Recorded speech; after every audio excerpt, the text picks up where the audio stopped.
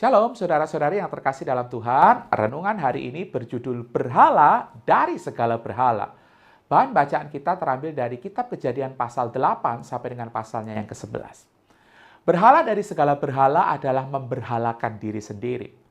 Kesombongan manusia selalu bertentangan dengan kemuliaan dan rencana Allah. Dan Menara Babel adalah salah satu kisah Alkitab yang paling aneh sekaligus yang paling terkenal. Lalu kata mereka, marilah kita mendirikan sebuah kota dan sebuah menara yang puncaknya sampai ke langit.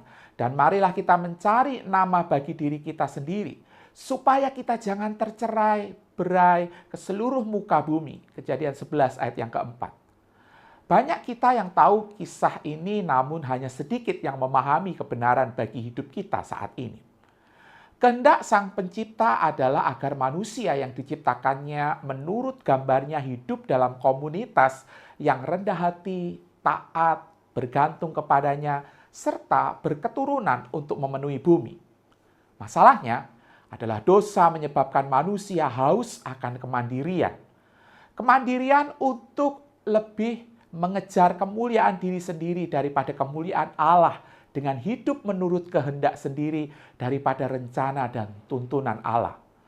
Hal tersebut yang menginisiasi dan memotivasi pembangunan menara ke surga ini.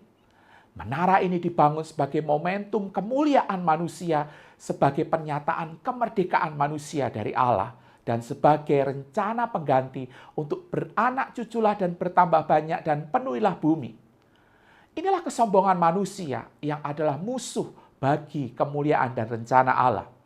Oleh karena itu, Allah bertindak untuk mengacaukan bahasa mereka sehingga mereka tidak dapat berkomunikasi satu sama lain, tetapi akan tercerai-berai. Bagaimana respon kita?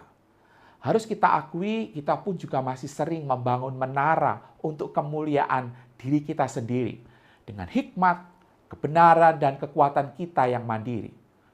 Mungkin kita bertanya, bagaimana caranya? Saudara, setiap kali kita melangkahi salah satu batasan moral Tuhan, mengatakan pada diri kita sendiri bahwa kita lebih pintar daripada Tuhan, maka kita sedang membangun sebuah menara untuk kemuliaan diri kita. Setiap kali kita bertindak seperti orang yang sudah lulus dari kasih karunia, yang tidak lagi membutuhkan kasih karunia yang menyelamatkan, mengampuni, dan mentransformasi hidup kita, kita pun juga telah membangun menara bagi kemuliaan diri kita sendiri. Kisah Babel adalah kisah tentang anugerah yang menyelamatkan di tengah kesombongan manusia yang mendirikan menara yang adalah kesombongan yang sama yang mengharuskan didirikannya salib tempat di mana Yesus mati. Orang-orang yang berdosa perlu diselamatkan dari diri mereka sendiri dan diubahkan oleh kasih karunia, dan mereka mendapatkan sebuah kemuliaan diri mereka sendiri menjadi pribadi yang rendah hati dan penuh sukacita untuk hidup bagi kemuliaan Allah. Amin.